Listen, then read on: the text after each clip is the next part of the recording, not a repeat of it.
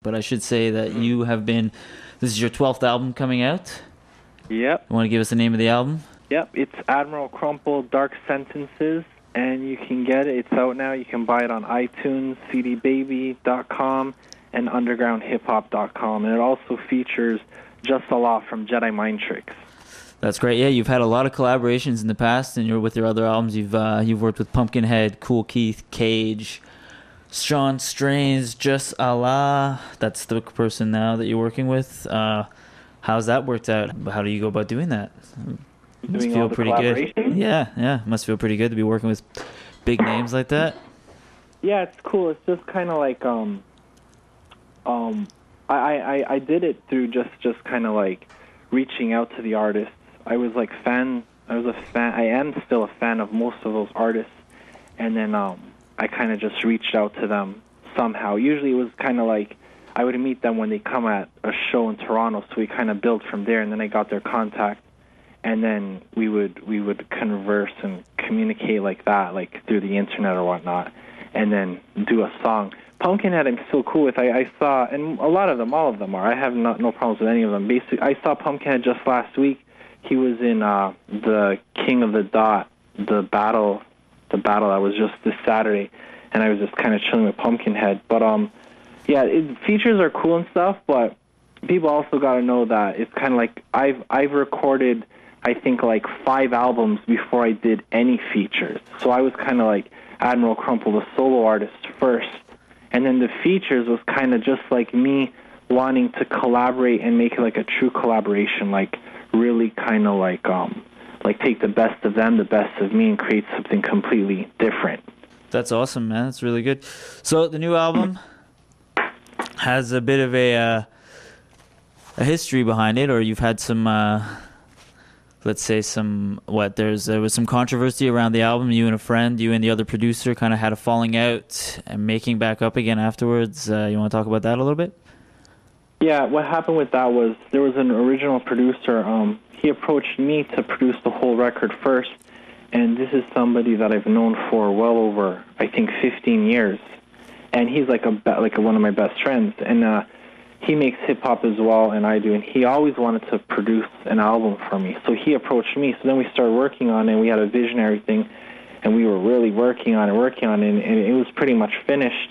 It was finished like last year in April or something like that. But I mean, then there was just a lot of like tensions and infightings and little problems, both on my part and his part. I'm not blaming him or anything. Right. He's not. It's just kind of like. Well, you guys made it up. You're still friends now and everything. So. Yeah, we're cool now. But I mean, it's kind of like the whole thing about like when you get two people together, two really creative people, and then you throw in especially hardcore music.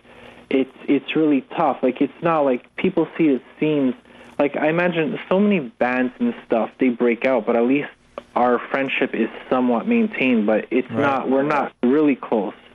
But the thing is, I mean, even Mobb Deep now, they're having problems, and even like Eminem's group, D12, I don't know if they're still together. I know Bizarre left. It was said on Hip Hop DX that he left, and then I think somebody else left that group, and it's like, people kind of don't understand what goes behind the scenes of like creating an album, and that's why I respect anyone who gets to the point where completing the album, pressing it up on vinyl or CD, manufacturing it. Like once an artist, yeah, and just at that level, once you get to that level, that's kind of like that's when my hat goes off, and I really respect an independent artist. Yeah, because a lot goes through, and it's cool now. I mean, like I had my issues. He had his. Like I did bad things. Like I would come to the studio like unprepared or late, and he was really angry at me, and that's my fault. that's the life of an artist, right? That's yeah. So you mentioned also you mentioned hardcore music. I mean, you refer to your music as hardcore, and I was going to talk to you a bit about your references to in your music. You reference a lot of like street culture, streetwalkers, let's say, or drug culture, ravers, stuff like that. You that's a part of your rapport. It's a part of how you present yourself. Is that how you grew up? Is that from where you grew up, or is that from being just around the city? You live in Toronto. You live in Rexdale, in particular. Yeah. Tell me about that. Yeah, kind of like the whole thing there is kind of like it was always like an inner city type stuff, right? And I mean, it's not the worst of areas, but it's still not like the best of areas. Yeah, like, Rexdale had a reputation when I was growing up in Toronto.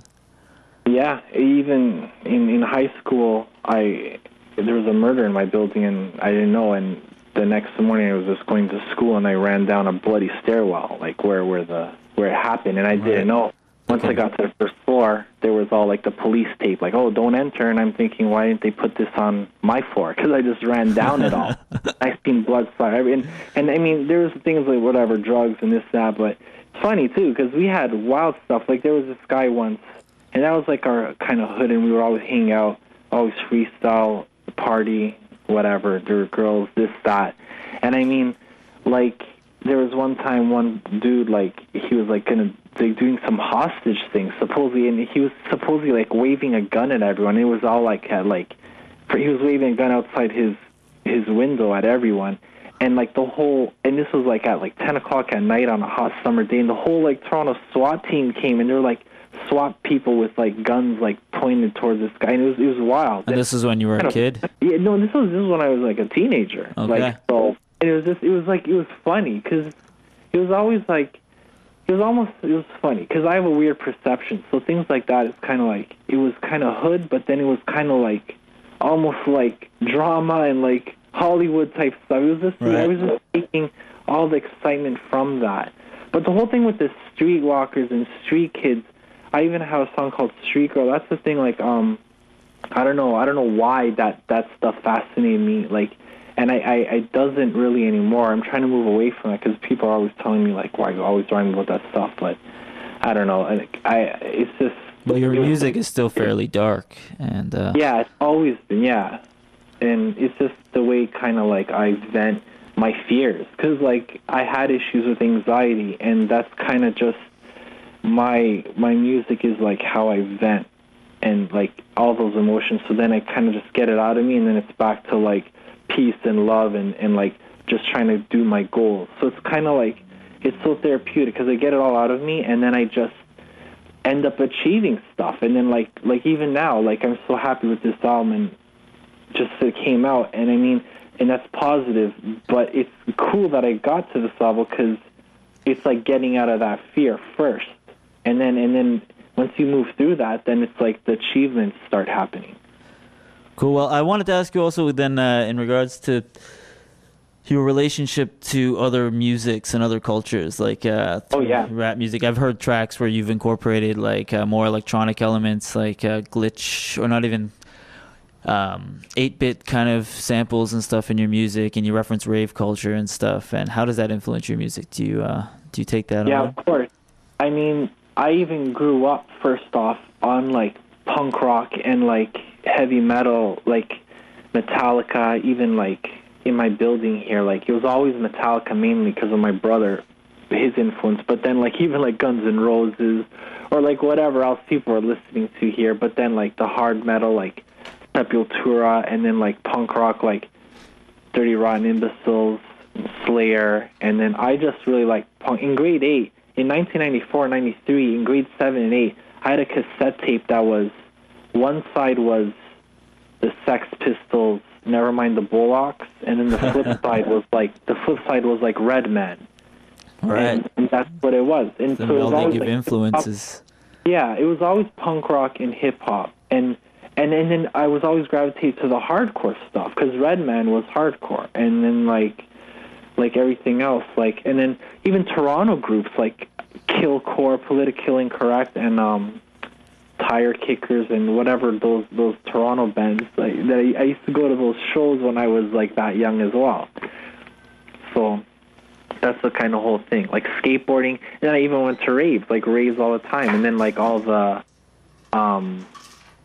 all those shows, like all types of electronic music, drum and bass and breakcore, all that. Great. So the next track, I'm gonna play another track by you, and we'll leave this interview there. It's been great talking to you, man. And the next track I'm gonna play, it's called "Keeps Flowing." Do you want to tell us about that track a little bit before I play it, or? Yeah, that song's kind of just about that's about kind of like not being able to sleep, and then like how it's like when things are bad, you can't sleep or whatnot. But the thing is, there's no quick solutions to anything. And it says it in the chorus, something like that. But that's the kind of whole thing, and just kind of not looking for an easy solution. But I just wanted to say something really quick, if I could. Please. I just wanted to say, like, the whole thing with, like, Toronto music and stuff, it's kind of like something that I was kind of bothered about, because let's just put it out there. I'm kind of bothered because I sent my music to the Grid magazine, which used to be iWeekly, but they didn't review it, right? And it is what it is, but I'm kind of concerned about a magazine like The Grid that you can see all over Toronto. The Grid is the replacement of iMagazine, right? And they won't. And I remember always sending my stuff to them, and now they never reviewed my stuff. They'll give me like a little concert. Oh, Admiral Crumple, that's cool. But I mean, I've sent my stuff. I'm in this issue of Vice magazine. I was in Vice. I have a review. That's right. I was going to ask you about that. Yeah, the August 2012 issue, I was in Vice in 2006, and then, like, I was in Hip Hop Connection UK, Knowledge magazines, a bunch of other magazines, and it's like I hardly get any love in Toronto. And I feel Exclaim is cool, though. Exclaim is always awesome. Like, they have their ears more to the streets, and it's funny because The Grid, their slogan is street level in Toronto, and it's fine. I just want to express that I'm just kind of, like, bothered, like, yeah, they didn't review me, fine, but I hope that they can do album reviews on hip-hop artists or articles on hip-hop artists in Toronto, because it's the city. And, I mean, like, right now... Well, I think Toronto's... Toronto, the media in general has been criticized, but Toronto in particular, I remember when I was living there, a lot of the newspapers, the local underground weeklies, would get criticized by hip-hop artists for not covering the hip-hop scene very much and only covering it when it reached a certain point in popularity, when there was already enough behind it. So they weren't really helping bringing it up, more just latching on when it was already popular. Yeah. I guess that's... Exactly, and it's funny because their whole thing is street level in Toronto, and I was right on Queen and Bathurst today, and there was, like, this street girl there, and she was, like, cross-legged reading that magazine.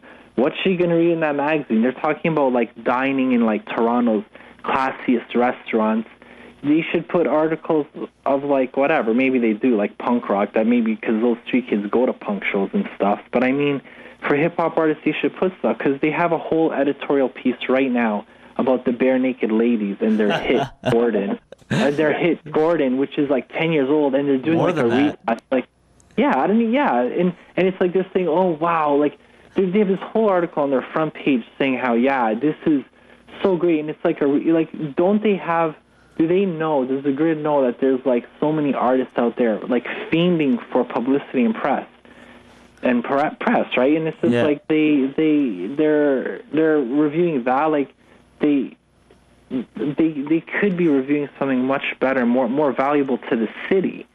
So that's kind of, and I'm not against them. Like, peace to them, and I wish them all the best.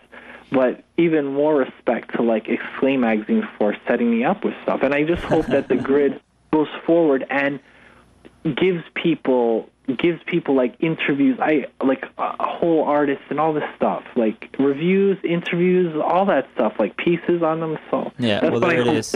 Admiral Crumple calling out the Grid, and anybody else who wants to stand up and start supporting underground hip-hop and other types of music and other scenes in Toronto who wants to maybe start their own weekly. Anyhow, that was great talking to you, man. Yeah, great talking to you. That's cool. Yeah, man. I just want to recap again. Make sure to buy the new record, Admiral Crumple Dark Sentences, on iTunes. You can buy it on undergroundhiphop.com, cdbaby.com. And yeah, I'm just happy and excited working on my 13th album now. That's right. Yeah, when's that due to drop? Probably next summer. And I've never met a more prolific person. It's no, but I mean, admirable how hard you work at what you do. Well, I love it. That's the whole thing. Because when a new album's finished and it's released, it's like, I don't know how other creative people feel, but I almost feel like it's like a death. Because it's like you worked so hard on it and it's done. So it's like, you got to create something new now. So that's kind of my whole thing.